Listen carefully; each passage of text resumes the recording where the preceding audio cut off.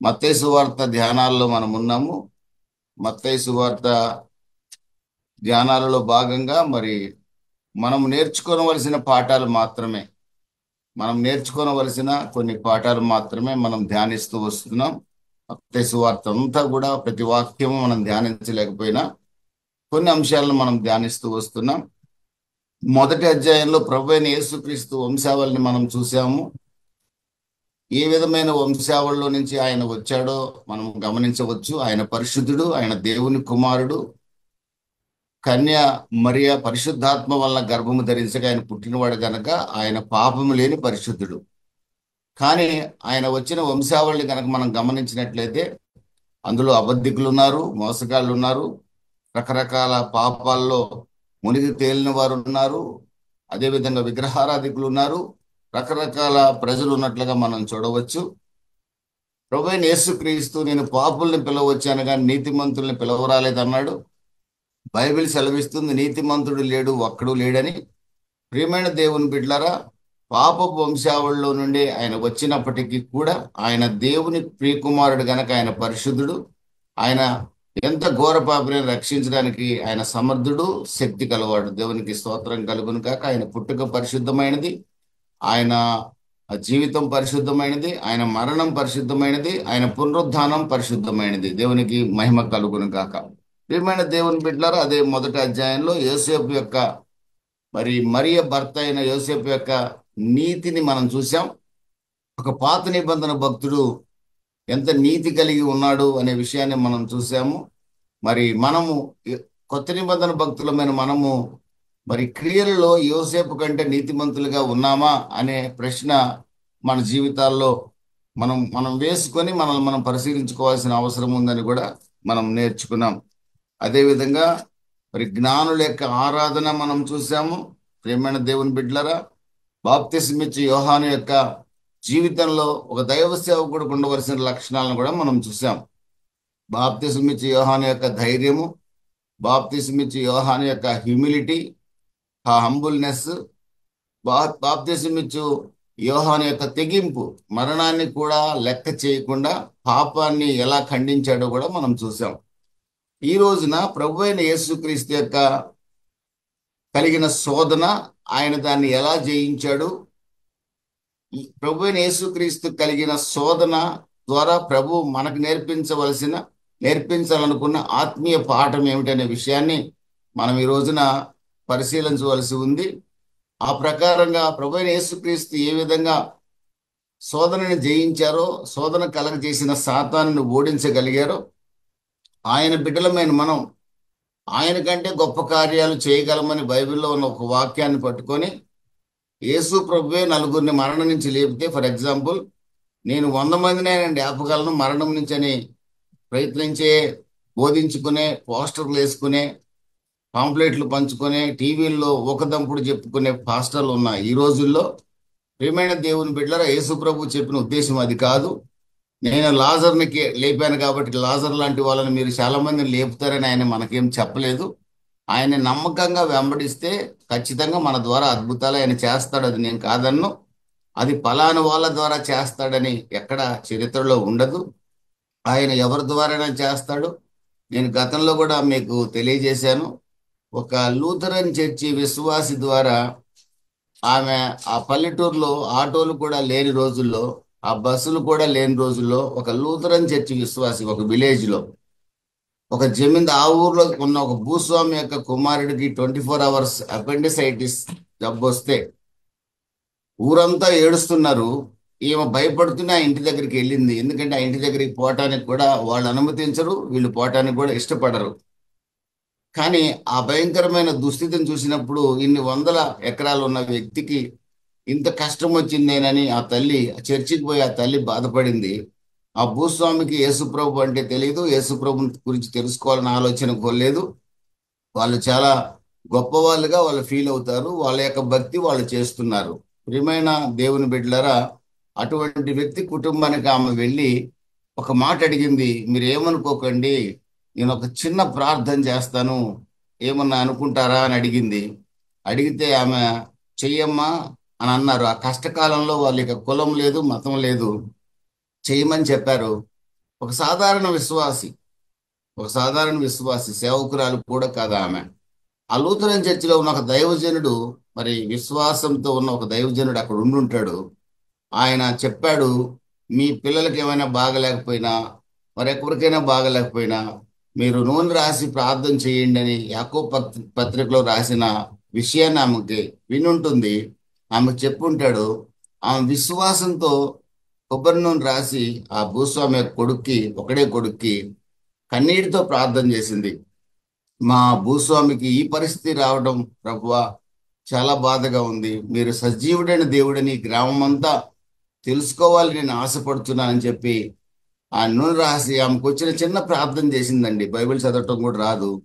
ప్రియమైన దేవుని బిడ్డలారా, ఆ ఒక హాఫ్ అన్ అవర్లో ఆ పెయిన్ మాయమైంది. తర్వాత హాస్పిటల్కి తీసుకెళ్తే ఎలాంటి ప్రమాదం లేదని, వాళ్ళు ఎలాంటి సర్జరీ లేకుండా ఆ బిడ్డని ఇంటికి పంపించడం జరిగింది. ఆ తర్వాత ఆ ఊర్లో అనేకులు ప్రభువుని నమ్ముకున్నారు. అది వేరే విషయం. దేవునికి స్తోత్రం కలుగును గాక. ఇలాంటివి మా ద్వారా జరుగుతాయి, మా ద్వారా జరుగుతాయి అని ప్రచారం చేసుకోవడం పచ్చి అబద్ధం. ఇది ఎవరి ద్వారానే జరుగుతుంది. ఆయన్ని విశ్వసించి వెంబడించే వారు ఎవరి ద్వారానైనా దేవుడు ఆయా సమయాల్లో ఆయన చేయవలసిన కార్యాన్ని చేస్తాడు. అంతేకాని పలానా వాళ్ళ ద్వారా జరుగుతుంది అనుకోవడం వెర్రితనం. అక్కడికి వెళ్ళి ప్రార్థన చేయించుకుంటే మనం బాగుపడతామనే ఆలోచన అది అబద్ధం, అది మోసం. కనుక ప్రియమైన దేవుని బిడ్డలారా, ప్రభువైన యేసుక్రీస్తు ఈ చోట శోధింపబడ్డాడు అనే అంశాన్ని మనం జ్ఞాపకం చేసుకుంటూ, మరి ఆయన శోధనను ఎలా జయించాడో, మరి ఆయన బిడ్డలమైన మనం, ఆయన పోలిక ఒక రోజున మారబోతున్న మనం ఈ భూమి మీద జీవించే కాలంలో శోధన ఎదురైనప్పుడు జయించడానికి ఎల్లప్పుడూ సిద్ధంగా ఉండాలని పరిశుద్ధ గ్రంథం తెలియజేస్తుంది. అసలు శోధన అనేది ఏమిటి అనే ఒక నిర్వచనాన్ని గనక మనం మాట్లాడుకోవాలంటే, ఒక వ్యక్తి దేవుని పట్ల అతడు విశ్వాసము విధేయత కలిగి ఉన్నాడా లేడా. ఒక వ్యక్తి యొక్క విశ్వాసానికి విధేయతకు కలిగే పరీక్షే శోధన. ఆ యొక్క శ్రమ ద్వారా లేదా శోధన ద్వారా, ఆ ట్రయల్ అండ్ టెంప్టేషన్ ద్వారా, అది ఏమైనా పిలవండి, ఆ వ్యక్తి దేవునికి ఇష్టడిగా ఉన్నాడా, ఇష్టడిగా లేడా, దేవుని యొక్క వాక్యానికి విధేయుడిగా ఉన్నాడా, విధేయుడిగా లేడా అనేది తెలియజేయటం కోసం, తెలుసుకోవటం కోసం ఒక సవాల్ అనేది ఒక వ్యక్తి జీవితంలో కలుగుతుంది. ఆయా సందర్భాల్లో క్రైస్తవుడి యొక్క జీవితంలో జరుగుతుంది. అది దేవుడు కొన్ని పరీక్ష పెట్టొచ్చు. మెజారిటీ అనేది సాతాను ద్వారానే కలుగుతుంది. శోధనలన్నీ కూడా మన ఎదురుగా ఒక ₹1,00,000 ఆ కట్ట ఎవరో అక్కడ రోడ్డు మీద పడేసుకొని వెళ్తూ ఉంటారు. మనం దేవుని బిడ్డలం, పొరుగువాడి సొమ్ము తీసుకోకూడదు. ఒకవేళ దాన్ని తీసినా అతను ఎవరో ఎంక్వైరీ చేసి ఇవ్వడానికి ప్రయత్నం చేయాలనేది బైబిల్ మనకు చెప్పే మాట. కానీ ఎందుకు ఆ ₹1,00,000 భక్తుడు అప్పుడే శ్రమలు పడి చర్చి నుంచి 40 రోజుల శ్రమల కాలంలో మాంసం కూడా తినకుండా, పూలు కూడా పెట్టుకోకుండా మరి వస్తున్న భక్తురాలికి ఆ ₹1,00,000 కనపడింది అని అంటే అదొక శోధన. దాన్ని జయిస్తామా లేదా అనే విషయాన్ని అక్కడ ఆ చోట, ఒకవేళ ఆ శోధనని సాతానుగాడే మన జీవితంలో అనుమతించవచ్చు. ఒకవేళ ప్రభువే 40 రోజులు నా కొరకు ఫాస్టింగ్ చేస్తున్నారు కదా, ఆ విశ్వాసం ఒకసారి టెస్ట్ చేద్దామన్న ఆలోచన కూడా చేయొచ్చు. అది ఏమైనా కావచ్చు. కానీ జయించామా లేదా లేదా అనేది చాలా చాలా ప్రాముఖ్యమైనది. ప్రియమైన దేవుని బిడ్డలారా, ఒకవేళ ఆ ₹1,00,000 తీసుకొని ఇంట్లో దాచుకొని మరలా పద్ధతిగా మరుసటి రోజు ఆమె మరలా 40 డేస్ ఆమె లేదా ఆయన ఫాస్టింగ్ ప్రేయర్కి వెళ్ళారనుకోండి, శ్రమల కాలానికి, అవిధేయులు, వారు అవిధేయులు, మోసగాళ్ళు, దేవుని పట్ల విశ్వాసం లేని వ్యక్తులు. ప్రియమైన దేవుని బిడ్డలారా, మన జీవితాల్లో ప్రభువు పట్ల మనకున్న విశ్వాసానికి విధేయతకు కలిగే పరీక్షే శోధన. ఈ శోధనకి ప్రధాన కారకుడు సాతాను అనే సంగతిని మనం చాలా జాగ్రత్త గుర్తుపెట్టుకోవాలి. ఈ యాకోబు రాసిన పత్రికలో దేవుడు అంటాడు, దేవుడు శోధనకి కర్త కాదు అంటాడు. దేవుడు ఎప్పుడు కూడా మనల్ని మన ముందుగా టెంప్టేషన్ పెట్టి వీడు సహిస్తాడా లేడా అని ఆయన పరీక్షించడు. యోబు జీవితంలో అది జరిగింది. యోబు విషయంలో కూడా సాతాను వెళ్ళి దేవుడి దగ్గర ఛాలెంజ్ చేశాడు. యోబు భక్తిగా ఉన్నాడని అనుకుంటున్నావా, నీ కాపుదలు ఉండబట్టి ఆ విధంగా భక్తిగా ఉన్నాడు అని అన్నప్పుడు ప్రభు అంటాడు, అతను నీ చేతికి అప్పగిస్తున్నాను, టెస్ట్ చేసుకోమంటాడు. ఏదైనా ఒక శోధన కలిగిందంటే మెజారిటీ శోధన సాతాను వల్ల, లేదా ఈ పాపపు లోకం వల్ల, లేదా మనం జీవిస్తున్న ఈ సాతాను సంబంధమైన ఈ యుగంలో మనం ఉన్నాం కాబట్టి దీనివల్ల కలుగుతుందనేది బైబిల్ పండితుల యొక్క అభిప్రాయం. బైబిల్ సెలవిచ్చే మాట కూడా అదే. ఎందుకంటే యాకోబు భక్తుడు ఒక మాట అంటాడు. ఆ మాట ఒకసారి మనం చూద్దాం. అక్కడ ఆయన యోబు యొక్క కష్టాన్ని గురించి కాదు కానీ సాధారణంగా ఒక్కోసారి మనం అంటాము, నేను కూడా చాలాసార్లు ప్రశ్నించాను, ఏదైనా తోటలో ఆదాము అవ్వల కళ్ళ ఎదురుగా అసలు ఆ పండు ఎందుకు పెట్టాడు దేవుడు? ఆ పండు లేకుండా చేస్తే పోయేది కదా, నాకు కూడా అనిపించింది. వాళ్ళకి శోధనకి ఎందుకు అనుమతించాడు అనుకున్నాను నేను. వాళ్ళు టెంప్ట్ అయ్యేటట్టుగా ఎందుకు దేవుడు చేశాడు అనుకున్నాను. దేవుడు మనం దేవుడు ఆయనకి విధేయులుగా ఉండాలని దేవుడు కోరుకున్నాడు, రక్షించబడిన మనం. కాబట్టి మన ఎదురుగా ఏదైనా మనం టెంప్ట్ చేసేది వచ్చినప్పుడు అది దేవుడు అనుమతించిందిగా మనం భావించాల్సిన అవసరంలా. మన విశ్వాస యాత్రలో యోబు వలె మనం సాగుతున్నప్పుడు ఒక్కొక్కసారి మన జీవితంలో కలిగే శ్రమ అది దేవుడు మనకి అనుగ్రహించే పరీక్షగా మనం భావించవచ్చు. కానీ మనం టెంప్ట్ అయ్యే ప్రతిదీ కూడా దేవుడు మన జీవితంలో అనుమతించాడు అనే విషయాన్ని మనం అంగీకరించడానికి వీల్లేదు. ప్రియమైన దేవుని బిడ్డలారా, యాకోబు రాసిన పత్రిక 1వ అధ్యాయం 13వ వాక్యంలో అంటాడు, దేవుడు కీడు విషయమై శోధింపబడనేరడు, ఆయన ఎవరిని శోధింపడు గనుక ఎవడైనా శోధింపబడినప్పుడు నేను దేవుని చేత శోధింపబడుచున్నానని అనకూడదు. ఈ శోధన అనేది ఒక వ్యక్తి యొక్క విశ్వాసానికి, విధేయతకి పరీక్షలు అనేవి సాధారణంగా కలగటానికి గల కారణం ఏమిటంటే, ప్రతి వాడు తన స్వకీయమైన దురాశల చేత ఏడవబడి మరులు కొల్పబడిన వాడై శోధింపబడును. ఒక వ్యక్తిలో దురాశ అనేది ఉన్నప్పుడు దేవుడు సాతానుని ఆయన దేవదూతగా సృష్టించిన మాట వాస్తవమే. లూసిఫర్ని దేవుడు సృష్టించిన మాట వాస్తవమే. లూసిఫర్ సంగీత విద్వాంసుడు అన్న సంగతి కూడా వాస్తవమే. అతడు అందమైన ఆభరణాలతో, రాళ్లతో, రత్నాలతో అలంకరింపబడ్డాడన్న మాట కూడా వాస్తవమే. ఎహెజ్కేలు గ్రంథం 28వ అధ్యాయంలో అతడు దేవుని యొక్క సభాపర్వతం మీద దేవదూతలతో కలిసి దేవుడికి దగ్గరగా ఉండి దేవుడిని ఆరాధించే వ్యక్తి అనే మాట కూడా వాస్తవమే. అతని సంగీతం వింటూ దేవుడు ఆనందించేవాడు అన్న మాట కూడా వాస్తవమే. కానీ అలాంటి వాడికి ఒక స్వకీయమైన దురాశ కలిగింది. కారణం ఏమిటంటే దేవుని సింహాసనం మీద కూర్చోవాలని. ఆ దురాశని దేవుడు అనుమతించలా. వాడి హృదయంలో ఆ దురాశ కలిగింది. దాని చేత వాడు శోధింపబడి పడిపోయాడు.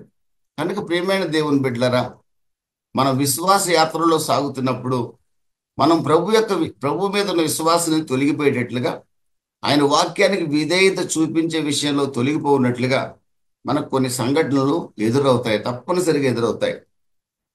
ప్రభు అయిన యేసుక్రీస్తు నరావతారిగా భూమికి దిగి వచ్చిన ప్రభు అయిన యేసుక్రీస్తుకే, దేవుని కుమారుడినే సాతాను అరణ్యంలో శోధించినట్లుగా మనం 4వ అధ్యాయం 1-2 వాక్యాల్లో మనం చూడగలం.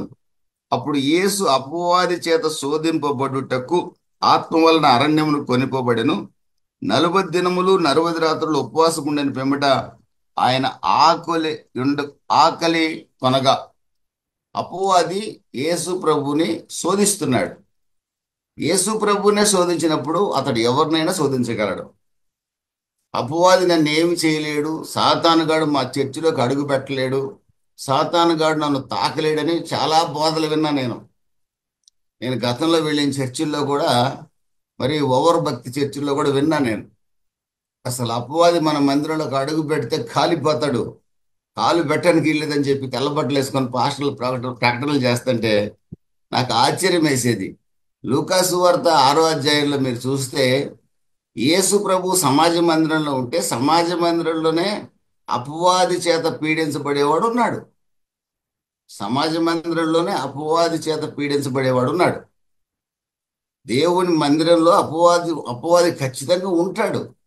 అపవాది ఉండబట్టే వాక్యం వినేవాళ్ళలా నిద్రపోతారు. ఎందుకంటే 2 కొరింథీ 4:4లో ఉంది, యుగ సంబంధమైన దేవత మానవ మనోనేత్రాలకి సువార్త ప్రకాశము కలగకుండా యుగ సంబంధమైన దేవత గుడ్డితనాన్ని కలగజేస్తుందంట. యుగ సంబంధమైన దేవత అంటే సాతాను. సాతాను గుడ్డితనాన్ని కలగజేస్తాడు. అంటే చెవులు వినపడనీయడు, కళ్ళు మాత్రం కనపడతాయి. కళ్ళు కళ్ళు తెరిచి నిద్రపోయే వాళ్ళు ఉంటారు, కోడిలాగా చాలా మంది. కళ్ళు మూసుకొని నిద్రపోయే వాళ్ళు కూడా ఉంటారు. పాస్టర్ గారు పొరపాటున అడిగాడు అనుకోండి, ఒక ఆమె అన్నదంట, నీ కొరకే ప్రార్థన చేస్తున్నానయ్యా అన్నదంట ఆయన వాక్యం చెబుతుంటే.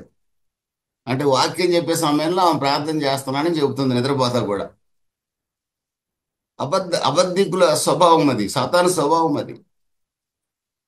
నేను ఆ మంచి వైట్ అండ్ వైట్ వేసి, అసలు మా చర్చిలో సైతానే రాదనే పాస్టర్లను చూశాను. అసలు అడుగు పెట్టలేరు, కాల్చి వేయబడతారు. ఎంట్రన్స్ లోనే వాళ్ళు దహించి వేయబడతారు అనే వాళ్ళని కూడా చూశాను. పచ్చి అబద్ధం ఇది. యేసు ప్రభు ఉన్న చోటే సాతాను ఉన్నాడు. ఈ చోట డైరెక్ట్ గా యేసు ప్రభు డైరెక్ట్ గా శోధిస్తున్నాడు వాడు. ప్రియమైన దేవుని బిడ్డరా, శోధనలు సహజం. ఈ సాతాను గ్రీకు భాషలో డయాబోలోస్.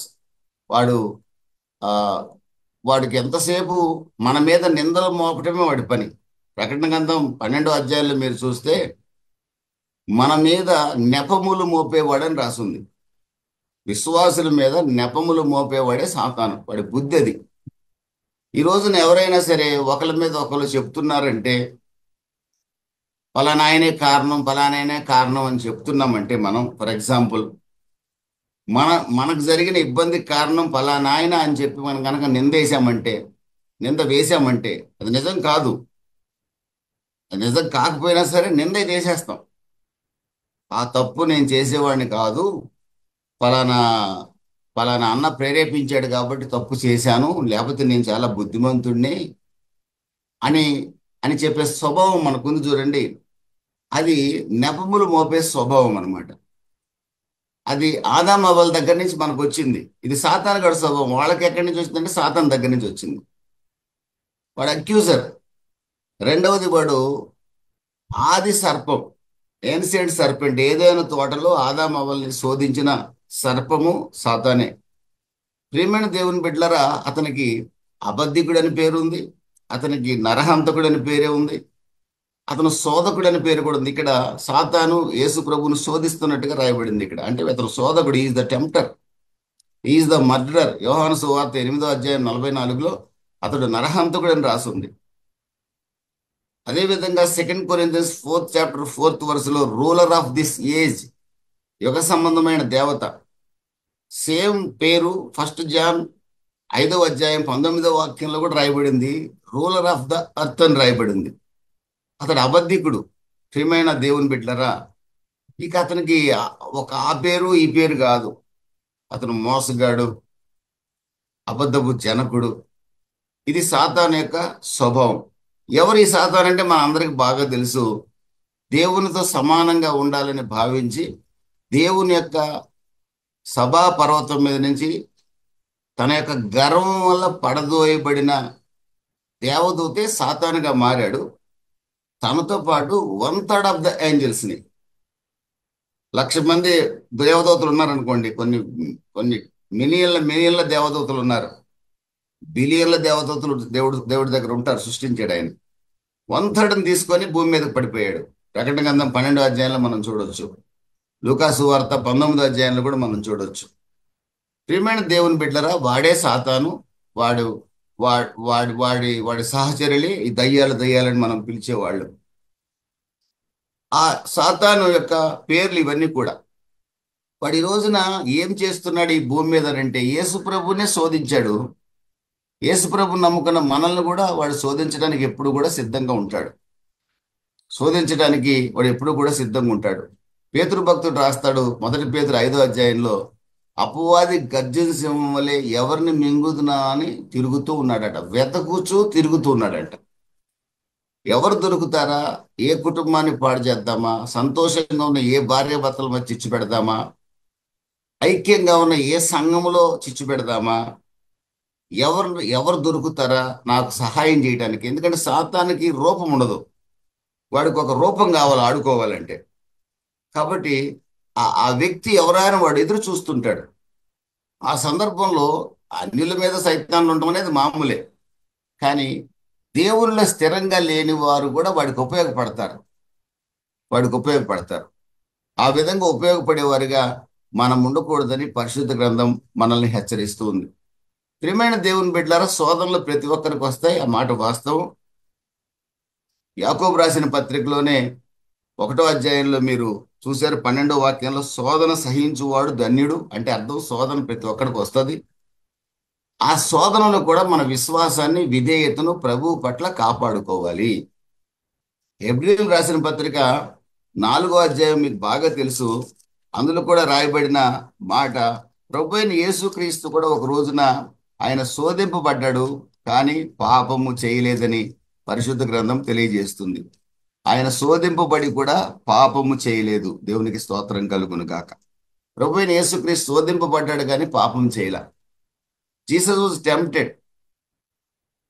మనం కూడా తప్పనిసరిగా ఒక రోజున శోధింపబడతాం. చార్లెస్ స్పర్జన్ అనే భక్తుడు ఆయన తను రాసుకున్న పుస్తకంలో అంటాడు, ఒక్కోసారి ఆయన ఎందుకు ఏడుస్తున్నాడో ఆయనకు అర్థమయ్యేది కాదట.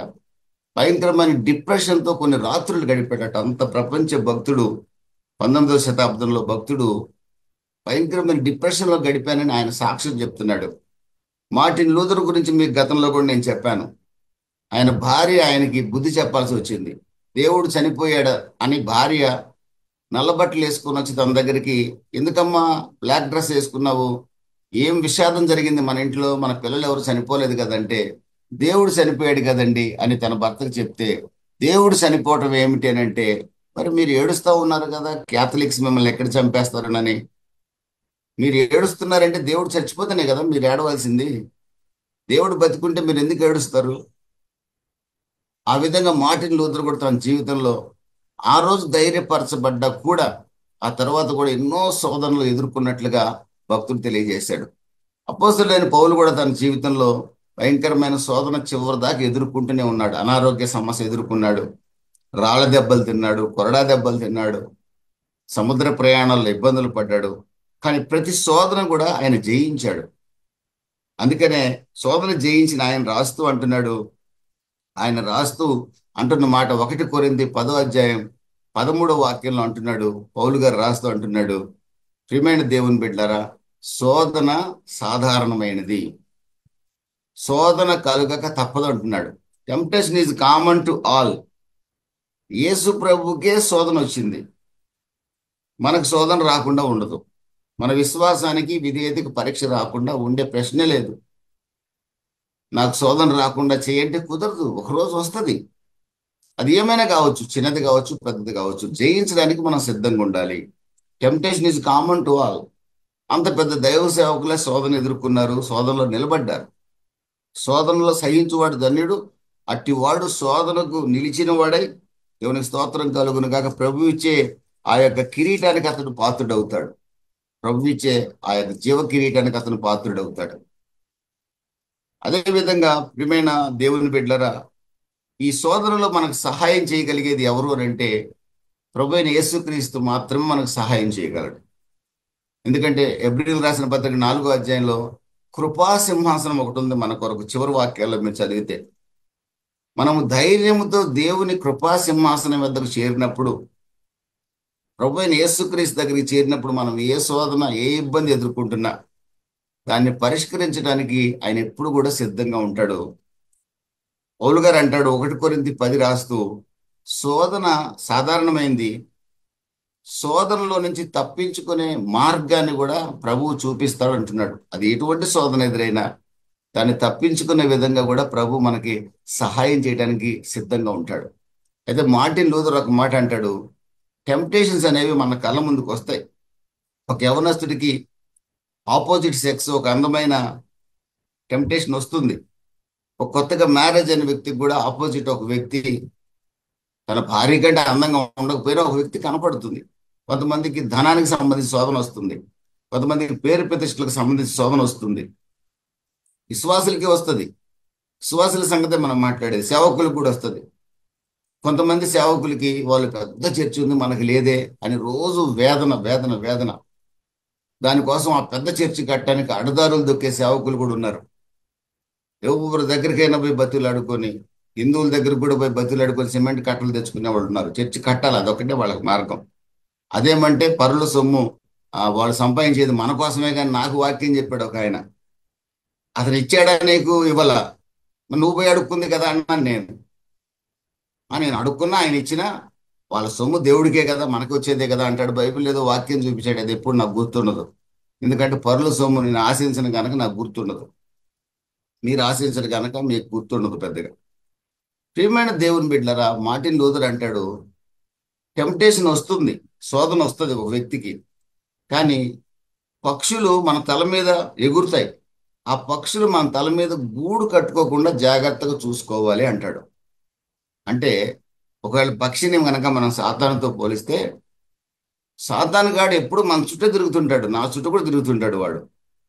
ఈ జూమ్ను ఒకసారి ఇంటరప్ట్ కూడా చేశాడు వాడు, మధ్యలోకి వచ్చి జూమ్ని ఇంటరప్ట్ కూడా చేశాడు. ఈ జూమ్ను ఆపేశాడు కదా ఒక రోజు మధ్యలో. అట్లా కొన్ని వారాలు ఆపేశాడు కదా వాడు.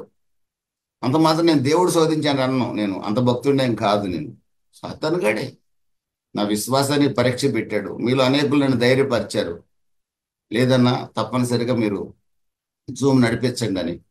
ఫస్ట్ సుధీర్ అని ఉంటాడు మన వెంకటేశ్వర కాలనీలో. అయ్యగారు మీకెందుకు, మీరు నడిపించండి, నేను జాయిన్ అవుతాను. 2 వారాలు జాయిన్ అయ్యాడు. వాళ్ళ విశ్వాసులు 2 ముగ్గురు జాయిన్ చేశాడు. ప్రియమైన దేవుని బిడ్డలారా, అలాగా మీలాగా ధైర్యపరిచే వాళ్ళు నాకు ఉన్నారు. అలాగే నాలాగా మిమ్మల్ని ధైర్యపరిచే వ్యక్తిగా నేనున్నాను. మా బాలయ్య గారు ఉన్నాడు, ఆయన వెళ్ళి ధైర్యపరిచాం. మనకు చేతనైంది ధైర్యపరిచాం, దగ్గరలో ఉన్నాం, ధైర్యపరిచాం. విక్రమార్క గారు ఉన్నారు, అది ధైర్యపరుస్తుంటాడు నన్ను పర్సనల్ గా. దేవుని స్తోత్రం కలుగును గాక. ఒకరినొకరు ధైర్యపరుచుకునే ఆ స్వభావం.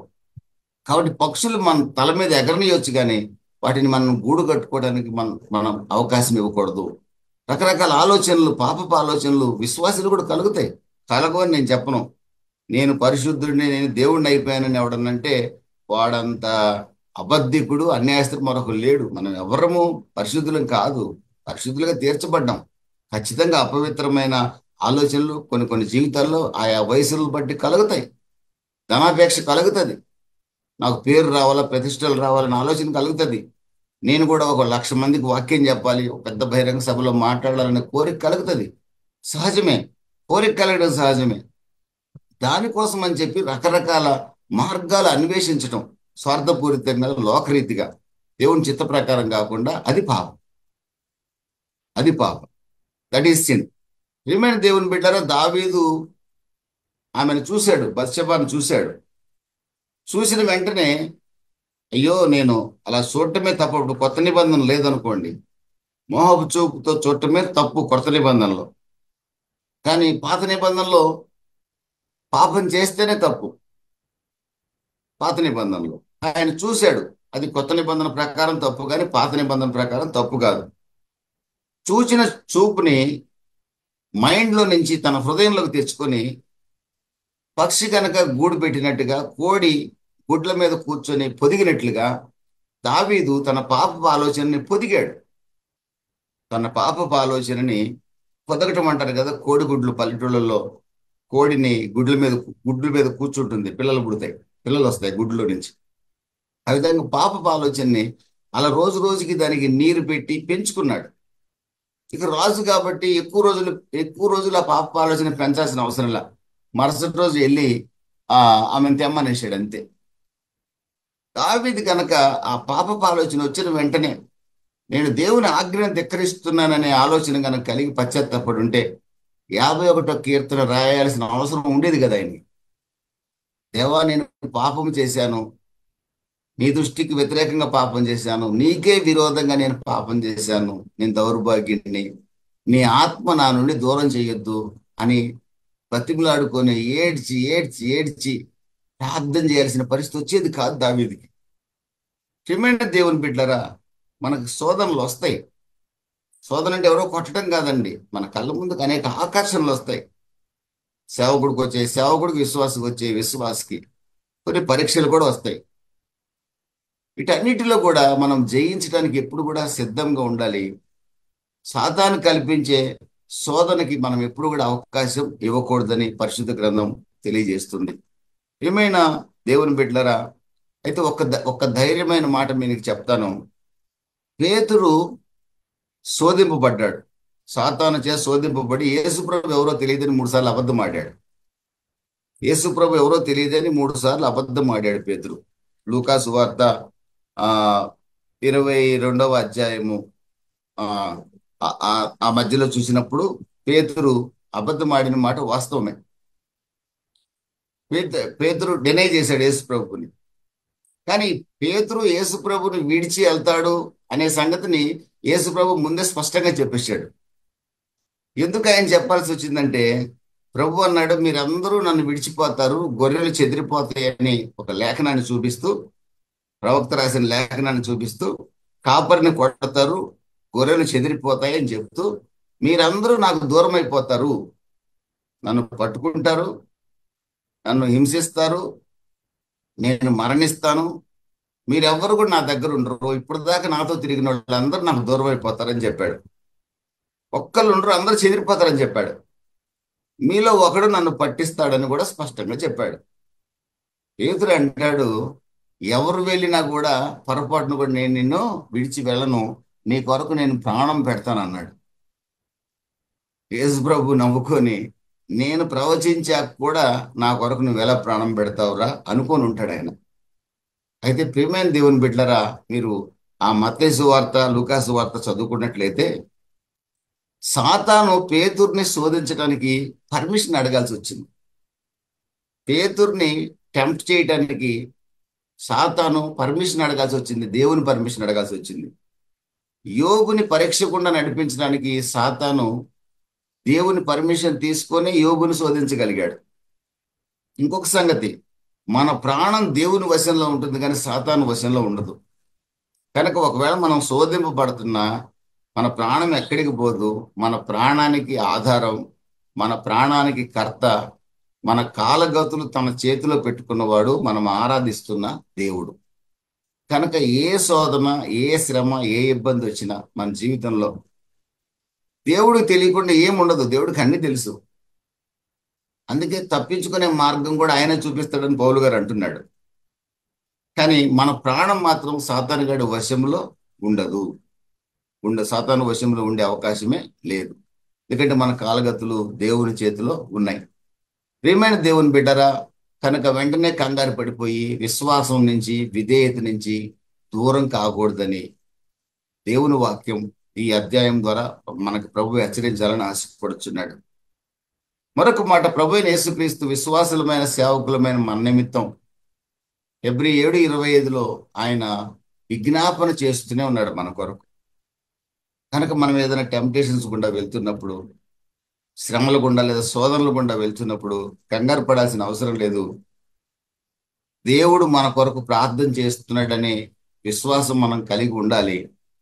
అయితే ఒకటి, మనకు ఎదురయ్యే ఆ శోధనలు, ఆ పాపపు ఆలోచనల్ని మన మెదడులో భద్రపరచుకోకుండా ఎప్పటికప్పుడు పశ్చాత్తాపడి వాటిని విడిచిపెట్టాల్సిన అవసరం ఎంతైనా ఉంది. దేవునికి స్తోత్రం కలుగును గాక. ప్రియమైన దేవుని బిడ్డలారా, అసలు శోధన ఎలా సంభవిస్తుంది? ఏ శోధన మన జీవితంలో ప్రవేశించడానికి 3 డోర్స్, 3 ద్వారాలు ఉన్నాయి శోధన మన జీవితంలో ప్రవేశించడానికి. 3 డోర్స్ టు టెంప్టేషన్, 3 మార్గాలు గుండా శోధన మన జీవితంలో ప్రవేశిస్తుంది. మొట్టమొదటిది శరీరాశ, రెండవది నేత్రాశ, మూడవది జీవపు డంబం. Pride of life, lust of eye, lust of flesh. శరీరాశ, నేత్రాశ, జీవపు డంబం. ఈ 3 మనం టెంప్ట్ కావటానికి ప్రధానమైన, మనల్ని టెంప్ట్ చేయటానికి ఈ మార్గాల గుండానే టెంప్టేషన్ మన జీవితంలోకి వస్తుంది. ఈ 3 మార్గాల గుండా మనల్ని ఏదో ఒక విధంగా ఆత్మీయంగా పడిపోయేటట్లుగా చేయాలని ఎప్పుడు కూడా సాతాను ప్రయత్నం చేస్తాడు. ఒకవేళ దేవుని అనుమతి తీసుకున్నవాడు మనల్ని టెంప్ట్ చేయాలనుకున్నా కూడా ఈ 3 మార్గాల ద్వారానే ప్రయత్నం చేయాల్సిందే. పేతురుని ఎలా టెంప్ట్ చేశాడు? వాడు మరణ భయం కలిగించి యేసు ఎవరో తెలియదని అబద్ధం అయ్యేటట్టుగా చేశాడు. దావీదుని ఎలా టెంప్ట్ చేశాడు సాతాను? దేవునికి ఇష్టంగా బతుకుతున్న దావీదుని ఎలా టెంప్ట్ చేశాడు? శరీరాశని కల్పించి, శరీరాశ, నేత్రాశ 2 కలిసి ఉన్నాయి అందులో. ఈ లస్ట్ ఆఫ్ ఫ్లెష్, ఆ శరీరం కోరిక, ఆ నేత్ర కోరికని గమనించి ఆ 2 మార్గాల గుండా దావీదు జీవితంలో సాతాను ప్రవేశించాడు. ప్రియమైన దేవుని బిడ్డలారా, మరి కొందరి జీవితాల్లో పేరు కొరకు నేను గొప్ప, నేను చాలా నాకు చాలా డిగ్రీలు ఉన్నాయి, నేను చాలా హైఫై, నేను ఘనుణ్ణి, నాకు పేరు ప్రతిష్టలు కావాలి, ఒక చిన్న పిల్లిగడ్డం వేసుకొని నేను బిషప్ని, ఇంకా రకరకాలుగా పేరు కొరకు ప్రాకులాట. ఇదొక సోదరు, ఇదొక మార్గం, ఇదొక డోర్. ఈ మూడు ఏది ఉన్నా మన జీవితంలో శరీరాశ, నేత్రాశ, జీవపుటంబం, పేరు ప్రతిష్టల కొరకైన కోరిక, నేను పాపులర్ కావాలి, నేను పాపులర్ కావాలి. చాలా మంది అలా పాపులర్ కావడానికి ప్రయత్నించి దెబ్బతిన్న వాళ్ళు కూడా ఉన్నారు. లోకంలో ఉన్నారు, క్రైస్తవ సమాజంలో కూడా ఉన్నారు. ఈ మూడు ఈ మూడు ద్వారాల గుండానే సాతానుగాడు మన జీవితంలో కార్యం చేయగలడు. శోధన మన జీవితంలో ప్రవేశిస్తుంది. కానీ ఈ మూడు విషయాల్లో మనం జాగ్రత్తగా ఉండగలిగితే శోధనని జయించగలుగుతాం.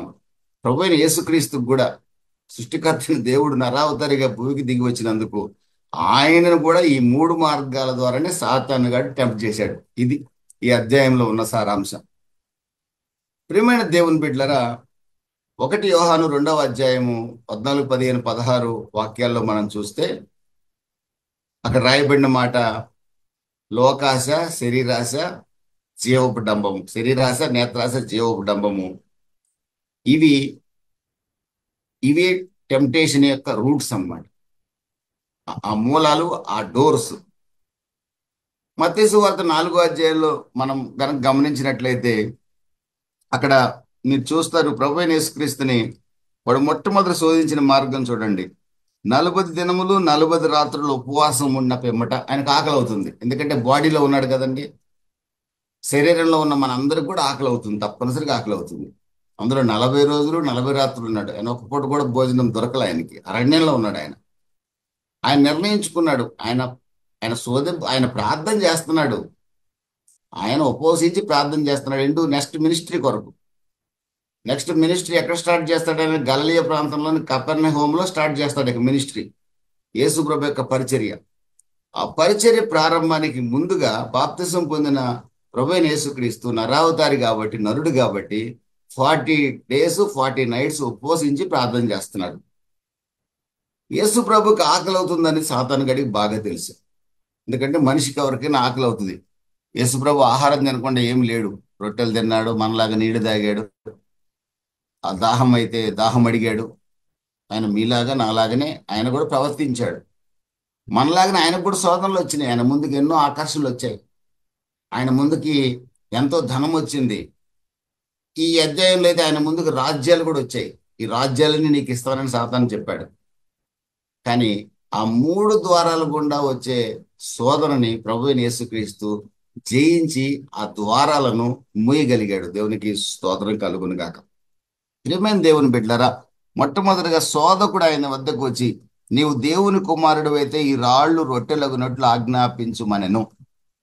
రాళ్ళు రొట్టెలయ్యేటట్లుగా చెయ్యి, నువ్వు దేవుని కుమారుడు అయితే రొట్టెలు చేసి నువ్వు తిను, ఎలా నీకు ఆకలి అవుతుంది కదా. అంటే యేసుప్రభు యొక్క అద్భుతమైన సామర్థ్యం, ఆయన పరలోకంలో ఉండుట విడిచిపెట్టకూడని భాగ్యమని ఎంచుకోకుండా మన పాప పరిహారార్థమై భూమికి దిగి వచ్చిన వాడు యేసుప్రభు అన్న సంగతి సాతానికి తెలుసు.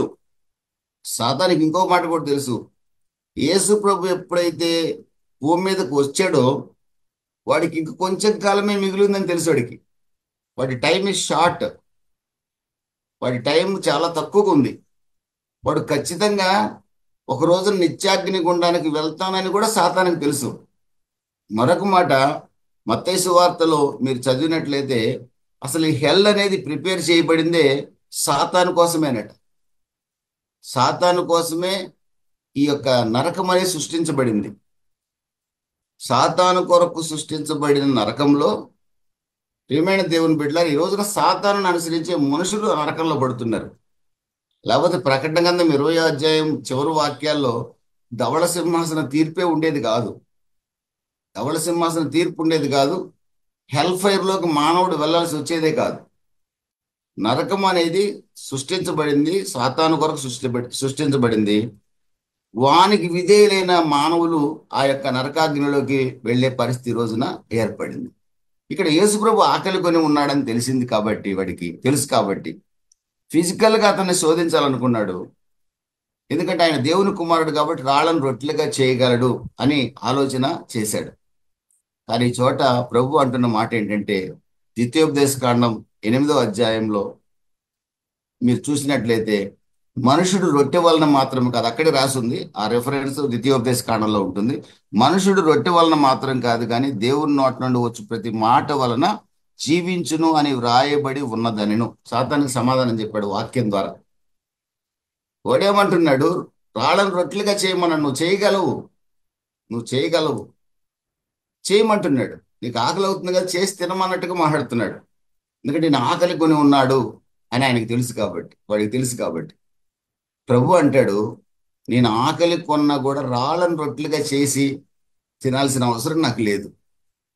తగిన సమయంలో దేవుడు నన్ను ఈ లోకంలో నేను ఉన్నాను కనుక ఈ లోకపు ఆహారంతోనే నన్ను పోషిస్తాడు.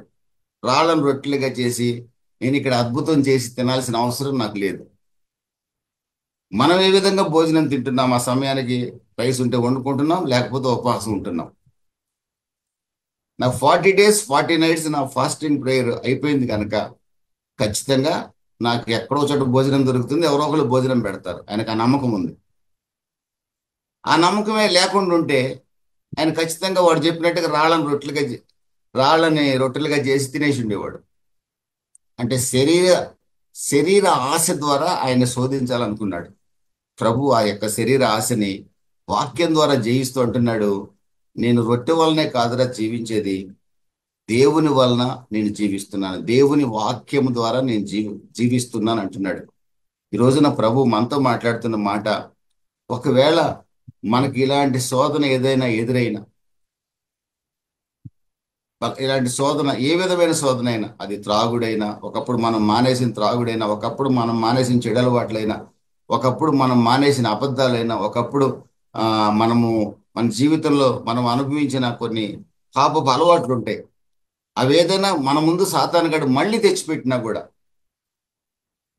మనం చెప్పగలగాల్సిన మాట, నేను దేవుణ్ణి నమ్ముకున్న వ్యక్తిని, ప్రభువైన యేసుక్రీస్తు రక్తంతో కడగబడిన వ్యక్తిని, శరీర కోరికలను తీర్చుకోవడానికి నేను పొరపాటును కూడా వేరే మార్గాల్లో ప్రయత్నం చేయను. నా శరీరం ఆహారము తినడానికి కానీ, నా కడుపు నింపుకోవటానికి కానీ, నా శరీరానికి ఉన్న ఆ బయలాజికల్ ఆ యొక్క తృష్ణ తీర్చుకోవటానికి కానీ నాకు దేవుడు ఒక సరైన మార్గాన్ని ఇచ్చాడు, కుటుంబంగా ఏర్పరిచాడు. నేను ఆ రూట్లోనే వెళ్తాను తప్ప పొరపాటును కూడా, ఒకప్పుడు నేను చేసిన మాట వాస్తవమే, కానీ పొరపాటును కూడా నా మార్గంలోకి వెళ్ళను. నేను ఆ పాపం చేసి నేను దేవునికి దూరం కాలేనని ఖచ్చితంగా వాక్యాన్ని చూపించగలిగి పరిశుద్ధులుగా ఉండుటే దేవుని చిత్తమని బైబిల్ చెప్తుంది. నేను నా ప్రాణాత్మ దేహాల్లో పరిశుద్ధతను కాపాడుకుంటానని ధైర్యంగా వాక్యాన్ని బట్టి సాతానుని ఎదిరించగలిగే వారిగా మనం ఉండాలని బైబిల్ సెలవిస్తుంది. దేవునికి స్తోత్రం కలుగును గాక.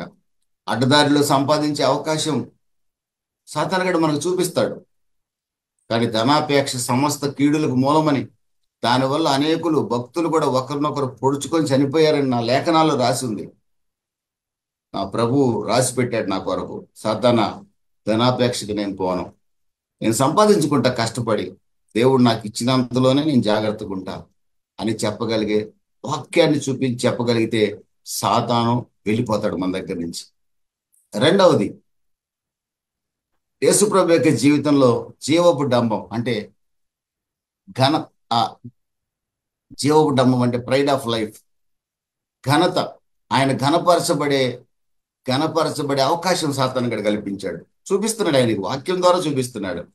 మత్తయి సువార్త 5వ అధ్యాయము 4వ అధ్యాయం 5 నుండి 7 వాక్యాలు చూస్తే, అంతటి అపవాది పరిశుద్ధ పట్టణంకి ఆయన తీసుకొని పోయి దేవాలయ శిఖరమున ఆయన నిలవబెట్టి, ఇవన్నీ స్పిరిట్లోనే జరుగుతున్నాయి, నీవు దేవుని కుమారుడు అయితే కిందికి దుముకుము, ఆయన నిన్ను గూర్చి తన దూతలకు ఆజ్ఞాపించును, నీ పాదం ఎప్పుడైనా రాతికి తగలకుండా వారు నిన్ను చేతులతో ఎత్తుకొందురని వ్రాయబడి ఉన్నదని ఆయనతో చెప్పాను. వాక్యం చెప్తున్నాడు. 91వ కీర్తన చెప్తున్నాడు, నీ పాదములకు రాయి తగలకుండా దేవుడు కాపాడతాడు. కాబట్టి ఇక్కడి నుంచి దూకు, ఇక్కడి నుంచి పర్వత శిఖరం మీద నుంచి నువ్వు దూకు, వాగ్దానం ఉంది కదా, మీకు వాగ్దానం నెరవేరుతుంది. వాగ్దానం మనకేం వాగ్దానం ఉంది? అగ్నిలో వెళ్ళినా జలముల గుండా వెళ్ళినా అవి నిన్ను కాల్చజాలవని మనకు వాగ్దానం ఉంది. ఒక ఆయన ప్రయాణం చేస్తుంటే ఎదురుగా ఆ ఎదురుగా నది వచ్చింది. ఆయన ఏం చేశాడు తెలుసా? జలముల్లో వెళ్ళినా అవి నా మీద పొర్లిపారు అనే వాక్యం తీసుకొని నీళ్ళలో దిగి నడుచుకుంటూ వచ్చాడు. దెబ్బ కొట్టుకొని పోయి చచ్చిపోయాడు. పక్కనే పడవ ఉంది, పడవెక్కి రావాలి కదా. దీన్ని ఓవర్ స్పిరిచువాలిటీ అంటారు. ఇది చాలా భయంకరమైన సాతాను మన జీవితంలో కల్పించే శోధన. ఏదైనా ఒక భయంకరమైన పెయిన్ వచ్చింది, పక్కనే హాస్పిటల్ ఉంది, భరించలేని నొప్పి వచ్చింది. అంతేగాని నేను కొబ్బరి నూనె రాసుకొని గట్టిగా ప్రార్థన చేసుకోవాలి, స్తోత్రం స్తోత్రం అంటా నా జీవితకాలం అంతా ఇలాగే ఆధారపడతాను. చాలా మంది పడిపోయినారు. ఇలాంటి వాళ్ళు చాలా మందిని చూశాను, నేను మహాభక్తులను చూశాను. దేవుడు మనకి ఇచ్చిన ప్రతి అవకాశాన్ని, లోకంలో ఇచ్చిన ప్రతి అవకాశాన్ని దేవునికి విరోధమైన తప్ప మిగిలిన వాటి అన్నింటినీ కూడా ఉపయోగించుకోవచ్చు. అంతేగాని ఓవర్ స్పిరిచువల్కి పోయి ప్రాణాల మీద తెచ్చుకోవాల్సిన అవసరం లేదు. డాక్టర్ దగ్గరికి పోయినా పోకపోయినా కాపాడేవాడు దేవుడే. కానీ అవకాశం ఉన్నప్పుడు ఖచ్చితంగా వైద్య సహాయాన్ని వినియోగించుకోవాల్సిన అవసరం ఉంది. దేవునికి స్తోత్రం కలుగును గాక. ప్రియమైన దేవుని బిడ్డలారా, ఇక్కడ యేసు ప్రభు 400 ఫీట్ హైట్ ఉన్న పినాకిల్, ఆ టెంపుల్ పినాకిల్ తీసుకుపోయి పైకి శిఖరాన్ని తీసుకుపోయి దూకమంటున్నాడు. పైగా వాక్యం చెబుతున్నాడు, నువ్వు దూకినా ఏం కాదు, దేవదూతలు నేను కాపాడతాయి అంటున్నాడు. యేసు ప్రభు ఏమన్నాడు తెలుసా? Don't tempt God. ద్వితీయోపదేశకాండం 6వ అధ్యాయంలో వాక్యాన్ని వాడుతున్నాడు ఇక్కడ. నీ దేవుని శోధింపవలదు అని కూడా బైబిల్లో ఉంది అంటున్నాడు. ఏంటి శోధింపవలదు? బ్రిడ్జ్ ఉంది, బ్రిడ్జ్ మీద నుంచి వెళ్ళాలి నది ప్రవహించేటప్పుడు. పేతుర్ని నీళ్ల మీద నడిపించిన దేవుడు నన్ను కూడా నడిపిస్తాడు కదా అని చెప్పి నీళ్ళలో నడిస్తే ఏమవుతుంది? మునిగిపోతాం. అగ్నిగుండంలో వెళ్ళినా నేను కాలను అని అంటే, అగ్ని ద్వారా అందరూ అగ్నికి భయపడి దూరంగా ఉంటే నువ్వు అగ్నిలోకి ఎలా నడుస్తావు? ఒక్కోసారి దేవుడు కొన్ని సందర్భాల్లో ఎడారుల్లో నుంచి కూడా తన భక్తుడిని బతికించిన సందర్భాలు ఉన్నాయి. అది వేరు. మనం ఓవర్ స్పిరిచువల్గా వెళ్ళి అవకాశాన్ని వినియోగించుకోకుండా, డాక్టర్ దగ్గరికి వెళ్లకుండా మనం స్వస్థపరచాల్సిందే ప్రభు, స్వస్థపరచాల్సిందే ప్రభు అంటే దాన్ని ఏంటో తెలిసింది. దాని అర్థం దేవుణ్ణి మనం శోధిస్తున్నామని అర్థం. దేవుణ్ణి శోధించకూడదు, దేవుణ్ణి శోధించకూడదు. దేవుణ్ణి శోధించడానికి వీల్లేదు. మనం ఒక రకంగా గిద్యోను దేవుడికి పరీక్ష పెట్టాడు, అది కూడా తప్పే. కానీ దేవుడు ఒప్పుకున్నాడు దానికి. గిద్యోను లాగా మనం కూడా దేవుడికి టెస్టులు పెట్టకూడదు. నన్ను స్వస్థపరిస్తే నేను నమ్ముకుంటా, నన్ను స్వస్థపరిస్తే నీకు దశంభాగం ఇస్తా, నాకు మగబిడ్డ పుడితే నీకు ఏంటిది నేను వెండి ఇస్తా, బంగారం ఇస్తా. ఇవన్నీ దేవుణ్ణి మనం ఆ విధంగా శోధించడానికి వీలు లేదండి. ప్రియమైన దేవుని బిడ్డరా, ఈ విషయంలో కూడా ప్రభు అంటున్నాడు, నేను దేవుణ్ణి శోధించకూడదని చెప్పాడు. ప్రియమైన దేవుని బిడ్డరా, ఈ రోజున మనతో కూడా ప్రభు మాట్లాడుతున్న మాట. ఎందుకంటే ఈ చోట ప్రభువుకి ఒకవేళ ఆయన ఆ విధంగా దూకితే, చూసావా నేను ఎలా ఎలా దూకానో అని చెప్పి తనలో ఒక రకమైన గర్వాన్ని ప్రవేశపెట్టాలని సాతాను యొక్క ఆలోచన. సేమ్ ట్రిక్ ఆదికాండం 3వ అధ్యాయంలో ప్లే చేశాడు. మీరు ఈ పండు తినదినమున దేవుని వలె మారతారని చెప్పాడు, దేవునితో సమానులు అవుతారని చెప్పాడు సాతాను గాడు. దాంతో మొదటి దంపతులు ఇద్దరు పాపం చేశారు. గర్వం అనేదండి పడగొడుతుంది మనిషిని. గర్వం అనేది పడగొడుతుంది. పేరు తెచ్చుకోవాలనే కోరిక నిన్ను నన్ను పడిపోయేటట్టు చేస్తుంది. సాతానుగాడు పడిపోయింది కూడా అదే ఉద్దేశం. దేవునితో సమానులుగా చేసుకోవాలనుకున్నాడు, పడిపోయాడు. మనం ఎవరిని సమానులుగా చేసుకోలేమండి. మనల్ని దేవుడు, నాకు ఈ సేవ ఇచ్చాడు, దేవునికి స్తోత్రం. మీకు ఆ పరిచయం ఇచ్చాడు, దేవునికి స్తోత్రం. మనకి ఈ మీటింగ్స్ ఇచ్చాడు, దేవునికి స్తోత్రం కలుగును కాక. ఎవరో చేసే పరిచయం మనం చేయలేము. పేరు ప్రతిష్టల కొరకు ఆరాట పడద్దు, అది సాతాను స్వభావం. సాతాను నీ జీవితంలో కార్యం చేస్తున్నాడు. నీవు నేను పేరు ప్రఖ్యాతుల కొరకు ఆశపడితే, ఫలానా మోజెస్ మంచి పాస్టర్ అనిపించుకోవాలనే కోరిక నీకు బలంగా ఉండి ఏదో ప్రయత్నాలు చేస్తుంటే అక్కడ తిరిగి ఎక్కడ తిరిగి వాళ్ళ మెప్పు కొరకు వీళ్ళ మెప్పు కొరకు ప్రయత్నం చేస్తున్నావు అంటే నువ్వు సాతాను కబంధ హస్తాల్లో ఉన్నావు, పడిపోవడానికి సిద్ధంగా ఉన్నావు అని అర్థం. చాలా జాగ్రత్త. ప్రార్థన చేయండి, వాడబడండి, దేవుడు సహాయం చేస్తాడు. హెచ్చించాల్సిన సమయంలో దేవుడు మనల్ని హెచ్చిస్తాడు. 3వది చివరిది, లాస్ట్ ఆఫ్ ఐస్, నేత్రాశ. మత్తయి సువార్త 4వ అధ్యాయము 8, 9, 10 వాక్యాల్లో మీరు చూసినట్లయితే, అతడు యేసుని కొండ మీదకి తీసుకెళ్ళి సాతానుగాడు లోకరాజ్యాలన్నీ చూపించాడు. ఎందుకంటే లోకరాజ్యాలన్నీ వాడి కంట్రోల్లో ఉన్నాయి. సాతాను యుగ సంబంధమైన దేవత కంట్రోల్ ఉన్న ఇప్పుడు లోకరాజ్యాలన్నీ చూపించి ఈ రాజ్యాలన్నీ నీకు ఇస్తా, నాకు సాగిలపడి నమస్కారం చేయమన్నాడండి. షడ్రక్ మెషక్ అబేద్నెగోల్ని నెబుకద్నెజర్ అంటాడు, మీ ప్రాణాలు కాపాడబడాలంటే నా విగ్రహానికి దండం పెట్టాలన్నాడు. వాళ్ళు అంటారు, మా ప్రాణాలు కాపాడుకోవాలని మాకు లేదు, నీ విగ్రహానికి మాత్రం మేము నమస్కారం చెయ్యం.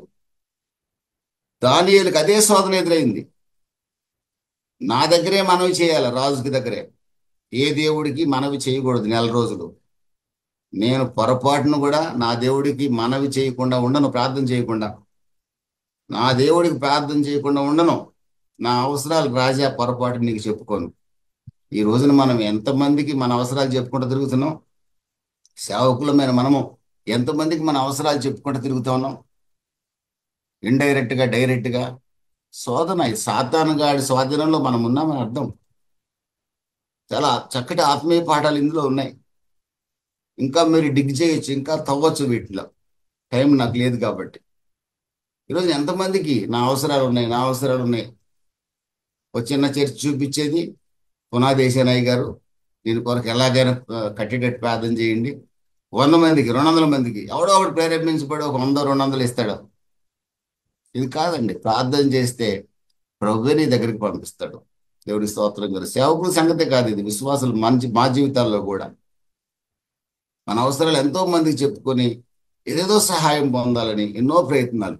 ప్రియమైన దేవుని బిడ్డలారా, ఇక్కడ అంటాడు, లోకరాజ్యాలు చూపించి నన్ను వర్షిప్ చేయి, ఇవన్నీ నీకు ఇస్తానంటాడు. అంటే యేసు ప్రభుని ఈ రకంగా కూడా శోధించడానికి ప్రయత్నం చేశాడు. ప్రభు అంటాడు ద్వితీయోపదేశకాండ 6వ అధ్యాయంలో, దేవుని మాత్రమే ఆరాధించమని లేఖనం చెప్తుంది. నీ దేవుని మాత్రమే ఆరాధించాలని స్పష్టంగా దేవుడు చెప్తున్నాడు అన్నాడు. ప్రియమైన దేవుని బిడ్డలారా, ఆస్తి కొరకు, అంతస్తుల కొరకు, పేరు ప్రతిష్టల కొరకు, దేని కొరకు మనం చూసిన దానివల్ల ఆశించి ఏమంటే దేవునికి బదులుగా ఈ రోజున మనుషుల్ని వర్షిప్ చేసే క్రైస్తవులు ఎక్కువైపోయారండి. దేవుని కంటే మనిషిని పొగిడే వాళ్ళు ఎక్కువైపోయారు. చర్చిల్లో కూడా మనుషుల్ని పొగుడుకుంటుంటారండి. ఆశ్చర్యం వేస్తుందండి. అసలు ఆ దేవుడికి స్థానం ఇస్తున్నారా? వచ్చిన పాస్టర్కి స్థానం ఇస్తున్నారా? వచ్చిన సేవకుడు కమిటీని పోగొట్టం, కమిటీ వాళ్ళేమో పాస్టర్ని పోగొట్టం. అక్కడ దేవుడి స్థానం లేదు. ఘోరమైన పరిస్థితి. ప్రియమైన దేవుని బిడ్డలారా, మనం దేవుడిని మాత్రమే పొగడాలి, దేవుడిని మాత్రమే ఆరాధించాలి. అలా చేయకపోతే ఖచ్చితంగా మనం సాతాను కబంధ హస్తాల్లో ఉన్నాం. మన కన్నుల ద్వారా, మనలో పేరు ప్రఖ్యాతుల కాంక్ష ద్వారా, మన శరీరాశి ద్వారా సాతాను మన జీవితంలో కార్యం చేస్తున్నాడని గుర్తుపట్టాల్సిన అవసరం ఉంది. అడ్డదారుల ద్వారా ధనాన్ని సంపాదించుకోవాలని ప్రయత్నం చేయటం, పొరుగు వాడిని హింసించి ధనాన్ని సంపాదించుకోవడానికి ప్రయత్నం చేయటం, ఇవన్నీ కూడా ఈ సాతాను మనకు అనుగ్రహించే మనకి అనుమతించే శోధనలే. వీటన్నిటిలో మనం జయించగలగాలి. చివరిగా శోధన జయించాలంటే మీకు బాగా తెలుసు, ఎఫెసీయులకు రాసిన పత్రిక 6వ అధ్యాయం 10-17 వాక్యాలు. వాక్యం ఒక్కటే శోధనని మనం జయించేటట్టుగా చేస్తుంది. బై వర్డ్ అంతే. దేవుని వాక్యాన్ని చేతపట్టుకొని అపవాదిని మనం ఎదిరించగలగాలి. ఖడ్గాన్ని, వాడు ఏ శోధన మనకు వచ్చినా వాక్యాన్ని జ్ఞాపకం చేసుకోవాలి. అంటే meditate the word of God, దేవుని వాక్యాన్ని ధ్యానించాలి. ఎంత ఎక్కువగా ధ్యానిస్తే ఏదైనా సమస్య వచ్చినప్పుడు ఆ వాక్యాన్ని జ్ఞాపకం చేసుకొని మనం సాతానుని జయించగలుగుతాం. ఒక వాక్యంలో ఈ విధంగా ఉంది కదా, నేను ఈ పాపానికి నేను లోబడను, ఈ తప్పు నేను చేయను, ఈ అవిధేయత నేను చూపను, ఈ అన్యాయం నేను చేయను, చర్చిలో నేను ఈ విధంగా ప్రవర్తించను, ఒక సేవకుడిగా ఇలాంటి అపనాపమైన సేవ నేను చేయనని తీర్మానాలకు మనం రాగలుగుతాం. అదేవిధంగా 2 కొరింథీ 2:11 రాయబడింది, సాతాను యొక్క తంత్రాలు మనకు బాగా తెలుసుకొని ఉండాలి. మనం ఏ విధంగా మనల్ని శోధిస్తాడనేది ఎప్పటికప్పుడు మనం తెలుసుకొని వాడిని గద్దించగలగాలి. యాకోబు అంటాడు, అపవాదిని ఎదిరించండి, అప్పుడు వాడు మీ వద్ద నుండి పారిపోతాడు. ఎదిరించడం బట్టి చాలా మంది బైబిల్ పట్టుకొని ఏసునామంలో పో అంటే పోడు. ఏసునామానికి తగిన హృదయం మీలో నాలో ఉంటే వెళ్తాడు, పారిపోతాడు. హృదయం అంతా అపవిత్రత పెట్టుకొని ఆ మీటింగ్కి వస్తే ఎంత డబ్బులు వస్తాయి అని ఆశతో పెట్టుకుండి నువ్వు ఏసునామంలో పోపు అని నువ్వు ఎంత అరిసినా విలువే ఉండదు. ఆ సాతాను వచ్చి మనల్ని పట్టుకునే అవకాశం ఉంటుంది. నిష్కల్మషం హృదయంతో వెళ్ళి వాక్యం చెప్పి వాడు ఇచ్చినా ఇయ్యకపోయినా అన్నం పెట్టినా పెట్టకపోయినా సేవకులుగా నేనైతే మనమైతే ఆ విధంగా ఆ విధమైన ఆలోచనతో ఉండగలిగితే మనం గద్దించక ముందే సాతాను వెళ్ళిపోతాడు అక్కడి నుంచి. ప్రియమైన దేవుని బిడ్డలారా, యాకోబు భక్తుడు రెసిస్ట్ ద డెవిల్ అంటున్నాడు. సాతాను తంత్రాలు మనకు తెలిసి ఉండాలి. కీర్తనల గ్రంథం 119వ కీర్తన 11వ వాక్యంలో అంటాడు, పాపము చేయకుండా నేను వాక్యాన్ని నా హృదయంలో దాచుకున్నాను అంటున్నాడు. కాబట్టి పాపం చేయకుండా చాలా జాగ్రత్తగా ఉండాలంటే వాక్య ధ్యానం చాలా అవసరం.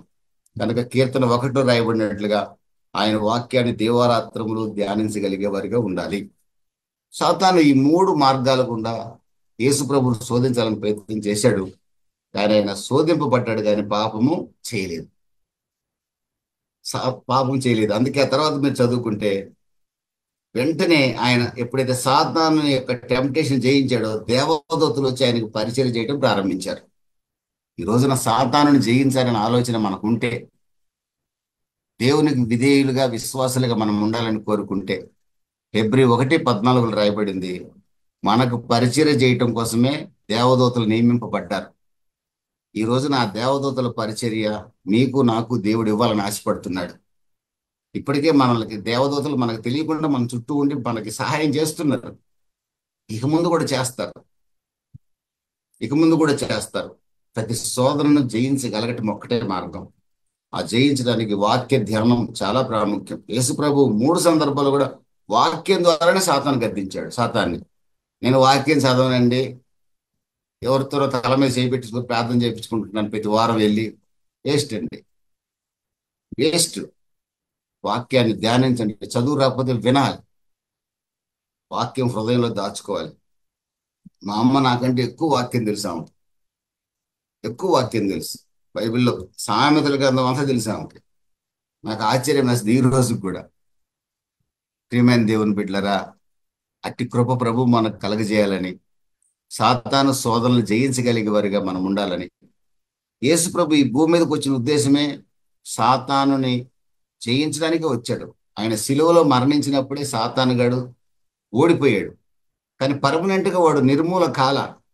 వాడి సంపూర్ణమైన డిస్ట్రక్షన్ ఎప్పుడంటే వాడికి ప్రకటన గ్రంథం 20వ అధ్యాయంలో అగ్నిగుండంలో వేయబడినప్పుడే. అప్పటిదాకా వాడు సంచరిస్తూనే ఉంటాడు, తిరుగుతూనే ఉంటాడు. ఎవరు దొరుకుతారో మింగుదామా అని చూస్తుంటాడు. మరి ఎవరు దొరుకుతారో? నేనైతే దొరకకూడదని ప్రార్థన చేస్తున్నాను. మీరు కూడా వాడి చేతికి దొరకకూడదని ప్రార్థన చేయండి. వాడు వస్తాడు, మన దగ్గరకు వచ్చి టచ్ చేయడానికి చూస్తాడు. కానీ వాక్యాన్ని గట్టిగా పట్టుకోండి.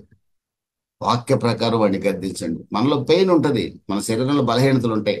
మరి నీకు బలహీనత ఉంది కదా, ఏం దేవుళ్ళే నేను స్వస్థపరచలేదు, మరణంగా అంటాడు. ఏలియానే శోధించాడు వాడు. ఇక చచ్చిపోతాను నేను, నన్ను చంపేయని దేవుడిని అడిగాడు ఏలియా. ఒక రకంగా సాతాను శోధనే. మనకు కూడా అలా చెప్తాడు, ఆ పెయిన్ భరించలేనప్పుడు. ఇంకెందుకు అబ్బా బతికి మాత్రం ఏం ఉపయోగం అని. లేదు. అది సాతానుగాడు పెట్టే ఆలోచన మన జీవితంలో. గుర్తుపట్టాలి. సేవకులు బాగా గుర్తుపట్టాలి, విశ్వాసులు బాగా గుర్తుపట్టాలి. మన పిల్లలు ఇంకా లాభం లేదు, ఇళ్ళు వేస్ట్ అనేటట్టుగా చేస్తాడు సాతానుగాడు మనల్ని. లేదు, నా పిల్లల్ని నా ప్రభు చేయి విడవడు బాగు చేస్తాడు. ఇది వాక్యం. నిన్ను విడవను, ఎడబాయను. నీ మీద నా ఆత్మ నీ మీద, నీ పిల్లల మీద, పిల్లల మీద ఉంటుందని యెషయా గ్రంథం 59లో వాగ్దానం చేయబడింది. దాన్ని నమ్మాలి. అంతేగాని సాతాను నీ పిల్లలు బాగుపడలేరా, నువ్వెంత సేవకుడివైనా విశ్వాసమైనా అంటే వాడిని నమ్మకూడదు. మనం నమ్మామంటే ఓడిపోయినట్టే లెక్క, వాడి చేతిలో పడినట్టే లెక్క. ఇక నీకు స్వస్థత కలగదు అంటాడు వాడు. నిజమే, స్వస్థత కలగదని డాక్టర్లు కూడా చెప్పుండొచ్చు మనకి. కానీ బైబిల్ ఏం చెప్తుంది? నీకు నేను ఆరోగ్యం కలగజేసేదని చెప్తుంది. ఎప్పటిదాకా నమ్మాలి? బరియల్ గ్రౌండ్కి వెళ్ళేదాకా నమ్ముతూనే ఉండాలి మనం. నన్ను స్వస్థపరుస్తాడు ఎప్పుడురా అని హేళన చేస్తారు. కంగారు పడకూడదు. నా దేవుడు కార్యం చేస్తాడు. కంగారు పడ్డాము, నిజమేనండి, మీరు చెప్పిందే కరెక్ట్ అండి, ఆయన నమ్ముకున్న ప్రయోజనం లేదండి అని మన బంధువులందరి దగ్గర, విగ్రహారాధకుల దగ్గర ఏడ్చామనుకోండి, మనం ఓడిపోయినట్టే లెక్క, సాతానుగాడు గెలిచినట్టే లెక్క. మన జీవితానికి అన్వయించుకోవాలి ఈ విషయాలన్నీ కూడా. అట్టి కృప ప్రభు మనకు దయచేయను గాక.